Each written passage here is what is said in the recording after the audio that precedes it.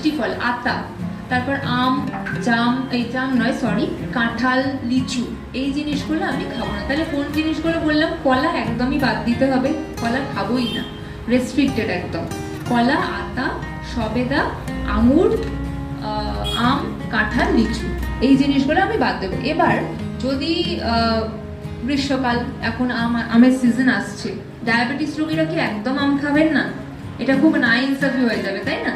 তো সেক্ষেত্রে যদি আম খেতে ইচ্ছে করছে, ধরুন আমের একটা আমকে আমরা 3টে পিস করতে পারি। তো যদি একটা পিস একদিকে সাইডটা আপনার মনে হচ্ছে যে আমি একদিন খাবোই, আমাকে কেউ আটকাতে পারবে না, কোনো অসুবিধা নেই, আপনি সেটা খান।